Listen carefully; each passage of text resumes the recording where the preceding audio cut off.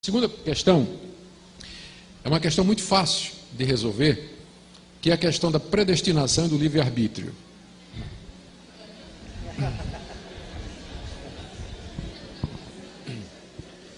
Deixa eu ver como é que eu respondo isso aqui.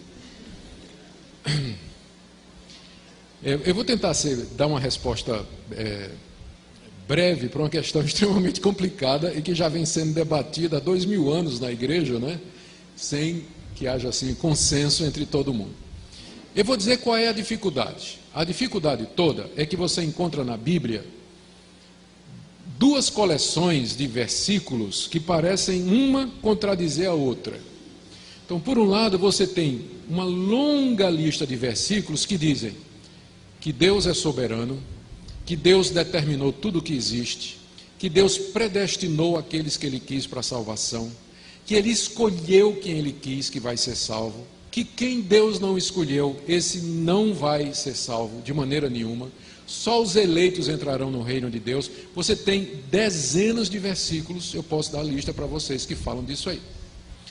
Só que a mesma Bíblia tem também uma coleção de versículos que parece atribuir ao homem o livre-arbítrio, do tipo assim: quem se arrepender e crer será salvo, tornai-vos para mim, e eu tornarei para vós outro, aquele que perseverar até o fim, esse será salvo. Vinde a mim todos vós que estáis cansados e oprimidos, e eu vos aliviarei. Eis que estou à porta e bato, se alguém ouvir a minha voz e abrir, entrarei e cearei.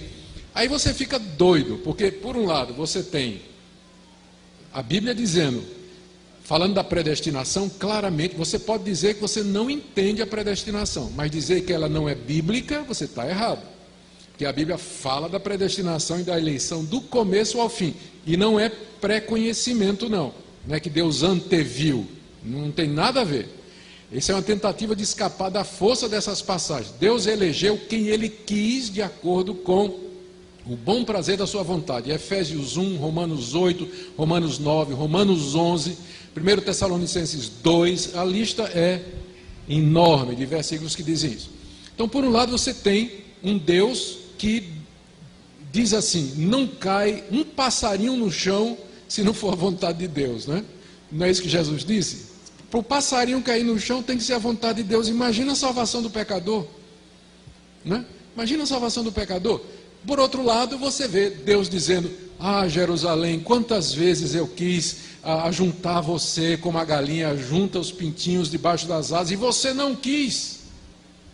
Você ouve Estevão dizendo: homens de dura cerviz, vós resistis ao Espírito Santo.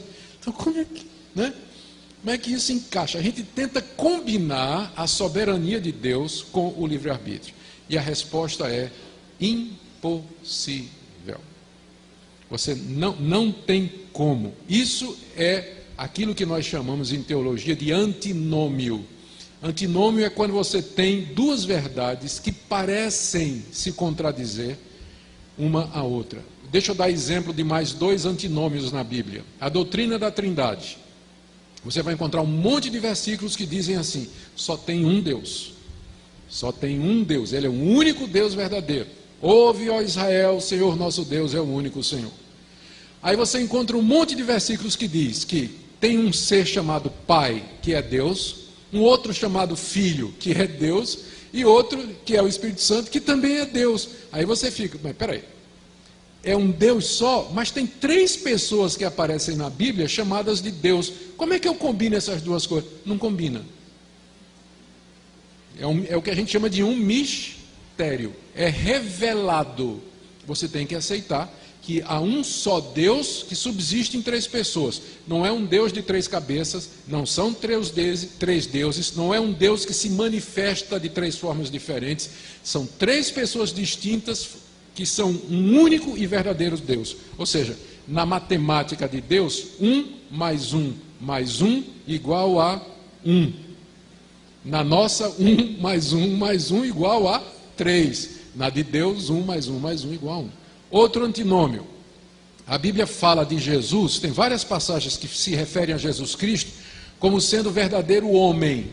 Ele chorou, ele sentiu raiva, ele se entristeceu, ele cansava, ele comia, ele dormia, e ele sofreu e ele morreu.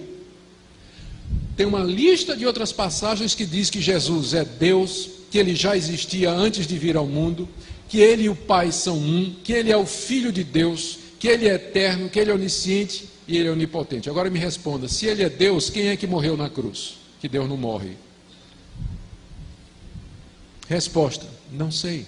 As duas naturezas de Jesus é mais um outro mistério que a Bíblia revela e que a gente não consegue compreender. Não é que é uma contradição, é acima da nossa lógica.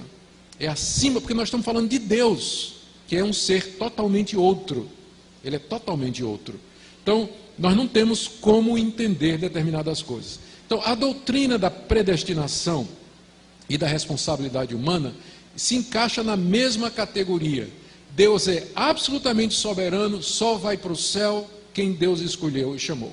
Pode ter certeza disso, é isso que a Bíblia diz. Por outro lado, você é responsável por sua decisão.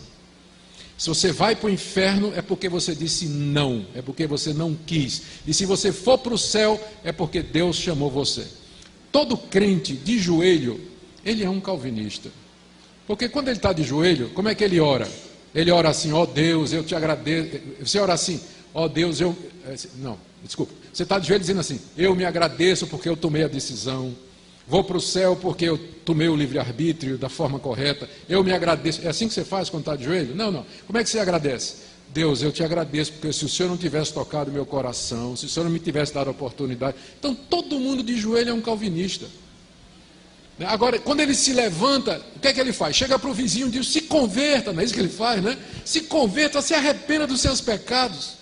Então, todo calvinista de pé é um arminiano. Agora, veja só, deixa eu contar uma ilustração aqui que talvez ajude mais essa questão. Imagine aqui uma rua, tá? Você tem uma rua aqui, uma calçada, e tem uma porta bem grande, escrito em cima assim, vinde a mim todos vós que estáis cansados e oprimidos, eu vos aliviarei. Aí a multidão está passando, muita gente para, olha a placa, vê o convite, uns, olha assim, vai embora, não está interessado. Outros ficam curiosos por um tempo, bota a cabeça dentro assim, olha, não, quero não, aí vai embora. Aí chega um que para, lê, vinde a mim, aí eu quero, eu vou. Ele entra, e quando ele entra, ele olha para a porta pelo lado de dentro, em cima do umbral está escrito, só pode vir a mim aquele que o Pai trouxer. Não é? Antes de entrar, vinde a mim. Você diz, eu vou. Quando você entra, você olha para trás e diz, eu só vim porque Deus me trouxe. As duas coisas combinam.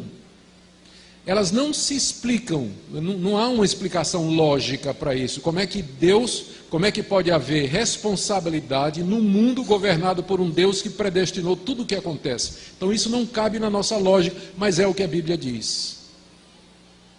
Tá? Então, minha sugestão, ainda bem que ninguém vai para o céu sob a condição de acreditar na predestinação, tá?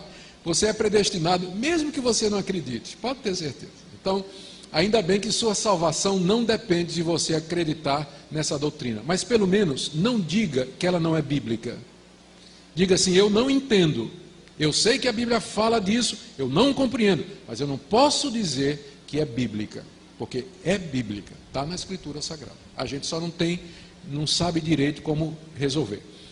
As pessoas tentam resolver esse dilema da soberania de Deus e da responsabilidade humana, ou anulando a soberania de Deus, para deixar o homem livre, dizendo que Deus não predestina, que Deus não conhece o futuro, que Deus não determina, e aí eles vão ter que tirar da Bíblia dele um monte de versículos, ou você tem os outros que querem negar a responsabilidade humana, que são os chamados hipercalvinistas, não é?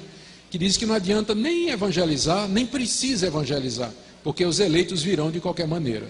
Então são os dois extremos que a gente tem que evitar. Nós temos que manter as duas verdades juntas. Pensa nisso da seguinte maneira, se você ficar em cima de um trilho de trem, em linha reta, que vai até no horizonte, você vai ver que as duas linhas vão correndo paralelas e elas nunca se encontram, mas elas se encontram lá no horizonte, não é isso?